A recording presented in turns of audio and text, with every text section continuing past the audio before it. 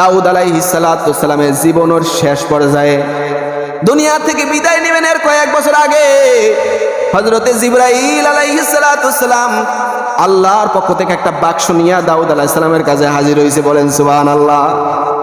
হাজির হওয়ার পরে দাউদ আলাইহিস সালাতু সালামকে বলে, হে আল্লাহর নবী, আপনার যেই সন্তানরা আছে সবাইরে ডাকবেন, ডাকিয়া বলবেন এই বাক্সের মধ্যে কি আছে। যেই সন্তান বলতে পারবে, বুঝবেন ওই সন্তানটা বড় জ্ঞানী, ওই সন্তান বড় বিচক্ষণ, তাকে আপনার বাদশাহী আপনি দান করে যাইবেন। বলেন সুবহানাল্লাহ। আপনি তাকে বাদশাহী দিয়া যাইবেন, আর আল্লাহর পক্ষ থেকে এই জ্ঞানী ব্যক্তির প্রতি ওহী নাজিল হবে, সেই হবে পরবর্তী আপনার পরের নবী। বলেন সুবহানাল্লাহ। হযরতে জিবরাইল আলাইহিস সালাতু ওয়াসসালাম বাক্স নিয়ে হাজির হয়ে গেছে। হযরতে দাউদ আলাইহিস সালাতু ওয়াসসালাম সব সন্তানদেরকে ডাকছে, সন্তানরে দিকে আসো, শোনো, বলো তো এই বাক্সের ভিতরে কি আছে। সব সন্তানদেরকে জিজ্ঞেস করার পরে কেউ বলতে পারে না। হযরতে সুলাইমান আলাইহিস সালাতু ওয়াসসালাম বাক্সের আকৃতি দেখিয়া, গঠন দেখিয়া বলতে লাগলেন, বাবা এইটার মধ্যে আংটি আছে। বলেন সুবহানাল্লাহ। এইটার মধ্যে আংটি আছে, কারণ এই আকৃতি দেখেই তিনি তার মেধা দিয়ে বুঝে বলাইছেন এটা আংটির বাক্স। বলেন সুবহানাল্লাহ। আল্লাহর নবী হযরতে দাউদ আলাইহিস সালাতু ওয়াসসালাম যখন বাক্স খুললেন, জিবরাইলও সামনে হাজির। বলে যে এটা সাধারণ কোনো আংটি না, এটা হলো জান্নাতের বানানো আংটি। এই আংটি যার আঙ্গুলের ভিতরে ঢুকবে, জমিনের ভিতরে আকাশ বাতাস তরুলতা গাছপালা পশু পাখি সব তার আয়ত্তে এসে যাবে। বলেন সুবহানাল্লাহ। হযরতে সুলাইমান আলাইহিস সালাতু ওয়াসসালামের আঙ্গুলের ভিতরে আংটিটা পরাই দেওয়া হলো। কিছুদিন পরে হযরতে দাউদ আলাইহিস সালাতু ওয়াসসালাম ইন্তেকাল করলেন। হযরত সুলাইমানের কাছে নবুয়ত এসে গেল। সুলাইমান আলাইহিস সালাতু ওয়াসসালাম একে তো আংটির বরকতে বাদশাহী পেয়ে গেলেন, আর আল্লাহর পক্ষ থেকে নবুয়ত পেয়ে গেলেন। বলেন সুবহানাল্লাহ। নবুয়ত পাওয়ার পরে জমিনের আনাচে কানাচে সব জায়গায় দ্বীনের দাওয়াত দেয়, ইসলামের প্রচার করতেছে। সব জায়গায় আল্লাহর দ্বীনের দাওয়াত। ইয়া আইয়ুহান নাস কুলু লা ইলাহা ইল্লাল্লাহ, হে মানুষরা তোমরা বলো লা ইলাহা ইল্লাল্লাহ। এই দাওয়াত পুরা এলাকার মধ্যে ছড়াইতেছে, দিতেছে। হঠাৎ করে তার মাথায় একটা বুদ্ধি আসলো যে এই জমিনের ভিতরে অনেক জায়গায় যুদ্ধ করা লাগবে। এই যুদ্ধ যদি আমি আমার সৈন্য যারা টাকা দিয়ে রাখা আছে এদের মাধ্যমে করাইলে একটা টেনশন আছে, কারণ তারা বিক্রি হয়ে যাওয়ার সম্ভাবনা আছে, ঠিক কি না? কারণ এই বাদশাহী যে কোনো সময় এই জিনের প্রভাব ওই সময় বেশি ছিল। সুলাইমান আলাইহিস সালাতু ওয়াসসালামের জামানায় জিনের প্রভাব বেশি ছিল। এই ভয়ে তিনি চিন্তা করলেন এই জিনরা যে কোনো সময় আমার রাজত্বের উপর হামলা চালাইতে পারে। এই জন্য তিনি চিন্তা করলেন এই সমস্ত টাকা দিয়ে কামলা আমি রাখবো না। তার বিবি ছিল 1000। বলেন সুবহানাল্লাহ। কয় হাজার? 1000 স্ত্রী ছিলেন। তিনি চিন্তা করলেন আমি এক রাত্রে স্ত্রীদের সাথে সবার সাথে মেলামেশা করব, তাদের মাধ্যমে যেই সন্তান আসবে, পুরুষ সন্তান ছেলে সন্তান, সবাইরে আমি আল্লাহর পথের মুজাহিদ বানাবো। বলেন সুবহানাল্লাহ। নিয়তটা করছে কি দেখছেন? মুজাহিদ বানাবে, আল্লাহর রাস্তার মুজাহিদ, যারা আল্লাহর পক্ষে আল্লাহর দ্বীন কায়েমের জন্য যুদ্ধ করবে। হযরতে সুলাইমান আলাইহিস সালাতু ওয়াসসালাম এই কথা বললেন ঠিকই, কিন্তু ইনশাআল্লাহ বলেন নাই। আল্লাহর কাছে এই বিষয়টা পছন্দ হয় নাই। আল্লাহ রাব্বুল আলামিন জমিনের মানুষদেরকে বুঝায়, ও জমিনের মানুষ, আমি আল্লাহ চাইলে বাদশাকে ফকির বানাইতে পারি, এটার একটা প্রমাণ তোমাদের সামনে আমি রেখে গেলাম। বলেন সুবহানাল্লাহ। হযরত সুলাইমান আলাইহিস সালাতু ওয়াসসালামের হাতের মধ্যে আংটি, কিন্তু এই আংটির মধ্যে এমন কিছু অলৌকিক বিষয় ছিল যেটা দুনিয়ার সাধারণ মানুষের মধ্যে থাকে না। সেটার মধ্যে ছিল ইসমে আজম, আল্লাহর কিছু অলৌকিক নাম, যেই নাম পড়িয়া দোয়া করতে দেরি, দোয়া কবুল হইতে দেরি হয় না। বলেন সুবহানাল্লাহ। আল্লাহর নাম নেওয়া আংটি নিয়া বাথরুমে যাওয়া জায়েজ নাই, আল্লাহর নাম নেওয়া তাবিজ নিয়া বাথরুমে যাওয়া জায়েজ নাই। এই জন্য সুলাইমান আলাইহিস সালাতু ওয়াসসালাম যখন বাথরুমে যাইতেন ওই আংটিটারে খুলিয়া তার বাদির কাছে দিয়া যাইতেন। এভাবে একদিন তিনি বাইতুল খলার মধ্যে গেলেন, বাদির কাছে আংটিটা দিয়া তিনি ইস্তিনজা সারার জন্য ভিতরে ঢুকছে। এমন সময় একজন খারাপ জিন ছিল, সব সময় টার্গেটে রাখছে কেমনে সুলাইমান আলাইহিস সালামের ওই আংটিটা চুরি করা যায়। হঠাৎ করে তিনি যখন দেখলেন সুলাইমান আলাইহিস সালাতু ওয়াসসালাম বাথরুমের মধ্যে ঢুকছে, এই সময় সাথে সাথে সুলাইমান আলাইহিস সালাতু ওয়াসসালামের মতো রূপ ধরিয়া বাদির কাছে এসে বলে, দাও আংটি দাও। বাদি তো বিষয়টা বুঝতে পারে নাই, আংটিটা দিয়া দিছে। শয়তান ওই জিন হাতের মধ্যে আংটিটা বইরা ফেলাইছি। বলেন এই যে কাজগুলো হইতেছে কার ইশারায়? আরো জোরে কোন? কেন? আল্লাহ তাআলা তাকে পরীক্ষার মধ্যে ফেলাইছেন। দেখবেন পরীক্ষার মধ্যে পড়িয়া সুলাইমান কি আল্লাহকে ভুলে যায় কিনা, এইটা আল্লাহ যাচাই করার জন্য। ইনশাআল্লাহ যেহেতু বলেন নাই, একজন নবী যেহেতু ইনশাআল্লাহ বলেন নাই, এটা তো আল্লাহর কাছে একটু খারাপ লাগবেই। আমার কলিজার টুকরা যারা বন্ধু আছে, আমার একটা খাস বন্ধু, তারা যদি সামান্য কথা দিয়ে আমারে কষ্ট দেয়, সেই কষ্টটা কিন্তু অনেক বেশি লাগে, ঠিক কিনা? কারণ আমি তো আপনারা অনেক মহব্বত করি, আপনি এইরকম আমার কথা বলতে পারলেন, এটা কষ্ট বেশি লাগবে না? তা আল্লাহর পক্ষ থেকে প্রেরিত একজন নবী, সে যদি ইনশাআল্লাহ বলেন নাই, হয়তো ভুলে অথবা আল্লাহর ইচ্ছেই ছিল এমনটা, আল্লাহ তাআলার কাছে পছন্দ হয় নাই, আল্লাহ তাকে একটু প্রশ্নের ভিতরে, একটু পরীক্ষার মধ্যে ফেলাইতে চাইলেন। হযরত সুলাইমান আলাইহিস সালাতু ওয়াস সালাম টয়লেটের ভিতরে আছে, এদিকে শয়তান সে তো ওই আংটিটা নিয়া সুলাইমানের সেই সিংহাসনের মধ্যে বসিয়া রাজ্য চালাইতেছে। বলেন নাউজুবিল্লাহ। কি করার আছে? সুলাইমান আলাইহিস সালাতু ওয়াস সালাম বাথরুম থেকে বের হওয়ার পরে বাদীর কাছে ডাক দিয়ে কয়, ও বাদী, দাও আমার আংটি দাও। বলে যে কি আপনি? বলে যে আমি তো সুলাইমান। বলে না না, সুলাইমান তো কিছুক্ষণ আগেই আংটিটা নিয়ে গেছে, আপনি সুলাইমান হতে পারেন না। হযরতে সুলাইমান আলাইহিস সালাতু ওয়াস সালাম অনেক নিদর্শন দেখালেন, বলে যে এইটা আমি দেখো, আমি যে সুলাইমান, এইটা প্রমাণ।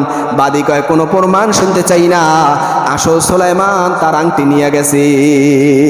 সুলাইমান আলাইহিস সালাতু ওয়াস সালাম দেখলেন যে আর কোনো উপায় নাই, কিন্তু তিনি বুঝতেও পারছেন, হায় হায় আমার এক জায়গায় ভুল হয়েছে, কোনো এক জায়গায়, যেই ভুলের কারণে আমার মাওলা আমাকে এই পরীক্ষার মধ্যে ফেলাইছেন। তিনি ইস্তেগফার শুরু করে দিয়েছেন। বলেন সুবহানাল্লাহ। আল্লাহর কাছে ক্ষমা চাওয়া শুরু করে দিয়েছেন, আল্লাহ আমার ভুল হয়েছে, কি ভুল হয়েছে আমি নিজেও বুঝতে পারতেছি না, আমার মাফ করিয়া দেন।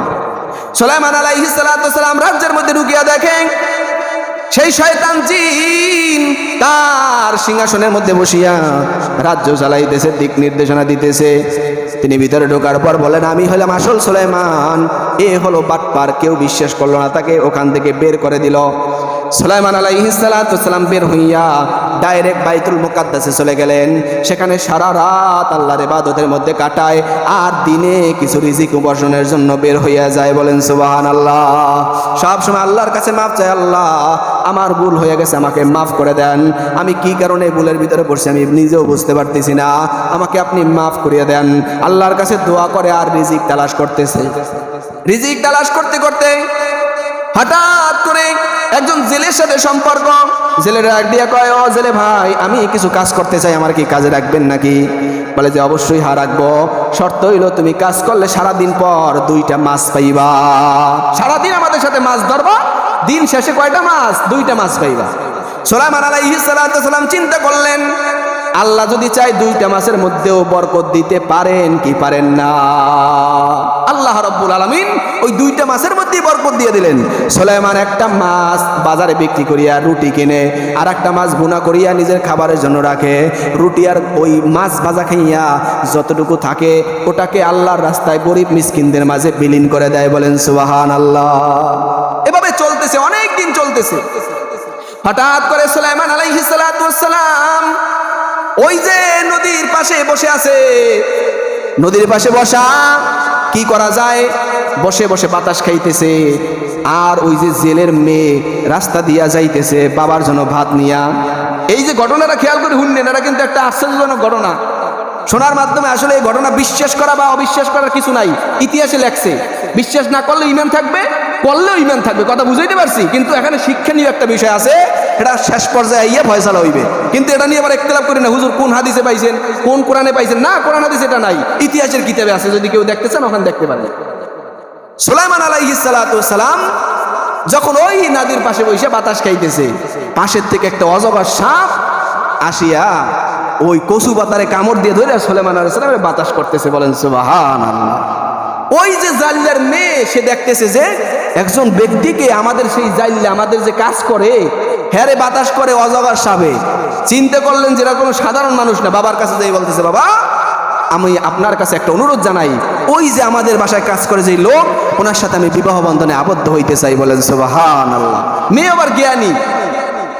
সুলাইমান আলাইহিস সালাতু ওয়াস সালামের কাছে যখন প্রস্তাব রাখা হলো, তিনি চিন্তা করলেন আমি একা একা কি করব। আল্লাহ তাআলা যেহেতু একটা বিবির ব্যবস্থা করে দিয়েছেন, বিবাহটা করে ফেলাই। বিবাহ করিয়া তারা সংসার করতেছে। এদিকে সুলাইমান আলাইহিস সালামের একজন মন্ত্রী ছিল। সে যখন ওই শয়তানের কার্যক্রম দেখছে, দেখিয়া তার কাছে সন্দেহ হইছে। হায় হায়, সুলাইমানের তো নিয়ম এমনটা ছিল না, তিনি তো সবার মাঝে ন্যায় ইনসাফ প্রতিষ্ঠা করতেন। এখন যে রাজত্বে বসা সে তো কোনো অবস্থাতেই ভালো কাজ করতেছে না, শুধু জুলুম আর জুলুম। চিন্তা করতে করতে হঠাৎ করে তার মাথায় আসলো এই সময়টা তো জিনের কুপ্রকোপ চলতেছে, সুলাইমানের হালত ধরিয়া কেউ কি এখানে এসে রাজত্ব চালায় নাকি, একটু টেস্ট করে দেখি।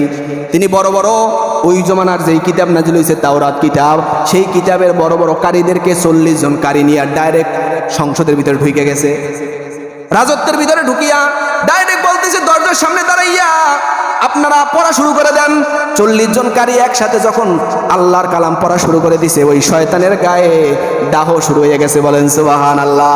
কি করবে এখন? যদি ধরা খাইয়া যায়, নিজের সুরত যদি পাল্টাই যায়, তাইলে তো ধরা খাইলে তো মরা ছাড়া আর কোনো উপায় নাই। সাথে সাথে ওখান থেকে ওই সংসদ ছাড়িয়া মসনদ ছাড়িয়া দৌড়াইয়া পালাইয়া সেই সমুদ্রের মধ্যে চলে গেছে, আর আংটিটারেও সেই সমুদ্রের মধ্যে ফালাই দিছি। আংটি সমুদ্রের মধ্যে পড়ে গেছে। এদিকে সুলাইমান আলাইহিস সালাতু ওয়াস সালাম আর তার বিবি সুন্দর মতো জীবন যাপন করে। ওই দিন আবার সুলাইমান আলাইহিস সালাতু ওয়াস সালাম নদীতে মাছ ধরতে যাই একটা মাছ পাইছে, বড় একটা মাছ। মাছটা নিয়ে বিবিরে কয়, বিবি আজকে এই মাছটা বেচবো না, বিক্রি করবো না, এটা সুন্দর করে রান্না করো, এটা আমরা খাবো। আল্লাহর নবী সুলাইমানের স্ত্রী সুন্দর করে যখন মাছটাকে কাটতে লাগলেন, মাছের পেটের থেকে দেখে সুন্দর একটা আংটি বের হইছে। বলেন সুবহানাল্লাহ। আংটিটা যখন সুলাইমান আলাইহিস সালাতু ওয়াস সালামের কাছে নিয়ে আসে, সুলাইমান আলাইহিস সালাতু ওয়াস সালাম দেখা মাত্রই কয়, বিবি আমার এই আংটি হলো আমি সুলাইমান নবীর আংটি। বলেন সুবহানাল্লাহ। আমি হইলাম আল্লাহর নবী, আমি হইলাম এই জামানার বড় বাদশাহ। আল্লাহ তাআলা আমাকে পরীক্ষা করার জন্য তোমাদের মতো জেলের ঘর পর্যন্ত আমাকে আল্লাহ আনছেন। আংটিটা পড়তে দেরির সাথে সাথে এই বাতাস তরুলতা সবকিছু এলাকার মধ্যে যত পশু পাখি ছিল সব সুলাইমান আলাইহিস সালাতু ওয়াস সালামের সামনে হাজির হয়ে গেছে। হুজুর কি খিদমত লাগবে আমাদেরকে বলেন। সুলাইমান আলাইহিস সালাতু ওয়াস সালাম আবার আল্লাহর দ্বীনের দাওয়া শুরু করে দিলেন। আল্লাহর সিজদায় লুটিয়ে পড়লেন, আল্লাহ আমার যেই ভুল হয়েছে, আমি যে ইনশাআল্লাহ বলি নাই, দয়া করে মায়া করে আপনি আমাকে মাফ করিয়া দেন, আর জিন্দেগিতে কোনোদিন ভুল হবে না। বলেন সুবহানাল্লাহ। এই জন্য মুসলমান বাবারা ভাইয়েরা আমার, একজন নবী ইনশাআল্লাহ না বলার কারণে কত বড় পেরেশানির মধ্যে পড়ছে। আমরাও যদি নবীর অনুসরণ করতে চাই, প্রত্যেক কাজে ইনশাআল্লাহ বলবো, ঠিক কি না? বলবো কি বলবো না? প্রত্যেক কাজে ইনশাআল্লাহ ভাই আমি আসবো, ইনশাআল্লাহ আপনার দাওয়াত কবুল করলাম, ইনশাআল্লাহ আমি আপনার অনুরোধটা রাখবো। সব কাজের সময় ইনশাআল্লাহ বলে, এটা রাসূলেরও সুন্নাত। আমাদের নবী মুহাম্মদুর রাসূলুল্লাহর কাছে 40 দিন যাবত ওহী বন্ধ ছিল, ঠিক কিনা জানেন আপনারা? 40 দিন যাবত ওহী বন্ধ ছিল। আল্লাহর রাসূল মেরাজে গমন করছে। দুনিয়াতে আসার পরে কাফের বেঈমানরা কয়, ও মুহাম্মদ এতদিন তো বলছো আল্লাহর পক্ষ থেকে তোমার কাছে ওহী আসে, এখন বলতেছো তুমি নাকি আল্লাহর সাথে দেখা কইরা আসছো, তাইলে বলো তুমি কি বাইতুল মুকাদ্দাসে গেছো নাকি? বলে যে অবশ্যই গেছি। তাইলে বলো তো বাইতুল মুকাদ্দাসে কয়টা জালনা আছে, কয়টা দরজা আছে? এটা কি গুনছে রাসূল? কথা কয় না, গুনছে? আল্লাহর রাসূল বলে আমি আজকে বলবো না। তিনি তো ভরসা করছেন জিবরাইল এসে আল্লাহর পক্ষ থেকে বলবে, আমি বলে দিব। কিন্তু আল্লাহর রাসূল বলছেন আমি আগামী কালকে বলবো, ইনশাআল্লাহ বলেন নাই। মদিনার নবী ইনশাআল্লাহ বলেন নাই। আস্তে করে 40 দিন পর্যন্ত ওহী আসাও বন্ধ হয়ে গেছে। 40 দিন পরে জিবরাইল এসে হাজির। ইয়া রাসূলুল্লাহ, ইয়া হাবিবাল্লাহ, আল্লাহ তাআলা আপনাকে সব আপনার উম্মতদেরকে শিক্ষা দেওয়ার জন্য 40 দিন ওহী বন্ধ রাখছে, যাতে আপনার উম্মতরা সব কাজে শুরুতে আপনি সহ সবাই ইনশাআল্লাহ বলে। ইনশাআল্লাহ বলার এই বরকত। ইনশাআল্লাহ বললে আল্লাহ তাআলা কাজকে সহজ করে। ইনশাআল্লাহ এর শাব্দিক অর্থ হলো আল্লাহ যদি চায়। অর্থ কি? আল্লাহ যদি চায়, ইনশাআল্লাহ, আল্লাহ যদি চায় তাহলে আমি আসবো, আল্লাহ যদি চায় আমি দাওয়াত কবুল করলাম, আল্লাহ যদি চায় আমি তোমাদের সাথে দেখা করব। সব কাজে আমার আল্লাহকে সম্পৃক্ত রাখলে ওই কাজগুলো সহজ করে দেয় কে? আল্লাহ। সুলাইমান আলাইহিস সালাতু ওয়াস সালাম আরো একজন ব্যক্তি এই জমিনের পুরা পৃথিবীকে তারা রাজত্ব করছেন। দুইজন মুসলমান ব্যক্তি পুরা পৃথিবীকে রাজত্ব করছেন, একজন সুলাইমান আর একজন হলো যুলকারনাইন, যাকে বলা হয় বাদশা সেকান্দার। বাদশা সেকান্দার যখন দুনিয়া থেকে বিদায় নেয়, কত বড় আল্লাহওয়ালা বুজুর্গ দুনিয়ার সব রাজা বাদশাদেরকে বুঝায়, ও রাজা বাদশারা বোঝো, আমি এত বড় দুনিয়া চালাইয়াও দেখো, তিনি তার খাদেমদেরকে বলছে আমি যখন ইন্তেকাল করব, খাটের ভিতরে রাখিয়া আমার হাত দুইটারে দুই পাশে বাইর করে দিয়া পুরা জমিনের ভিতরে ঘুরাইবা, আর সবাইরে এলান করিয়া করিয়া কইবা, দেখো বাদশা সেকান্দারের মতো একজন বড় বাদশা, সেও মরার সময় খালি হাতে যাইতেছি। মরার পরেও মানুষের জন্য কি নসিহত রেখে গেছে, আল্লাহু আকবার। এই জন্য মুসলমান বাবারা ভাইয়েরা আমার, আল্লাহ রাব্বুল আলামিন রাজত্ব দিতে পারেন, আবার নিতেও পারেন, ঠিক কিনা? আল্লাহর ভয় নিয়ে, আল্লাহর মোহাব্বত নিয়ে যারা সামনে আগাইবে, আল্লাহ তাআলার ভালোবাসা নিয়ে যারা সামনে আগাইবে, আল্লাহ তাআলার হুকুম মানিয়ে যারা সামনে আগাইবে, আল্লাহ তাআলা সব দিক থেকে তাকে সাপোর্ট দিবেন, সব দিক থেকে তাদেরকে সহযোগিতা করবেন, ঠিক কিনা? এই যে সুলাইমান আলাইহিস সালাতু ওয়াস সালামের আংটি পাওয়ার ঘটনা, এটাও এই মুহররম মাসে হয়েছিল, বলেন সুবহানাল্লাহ।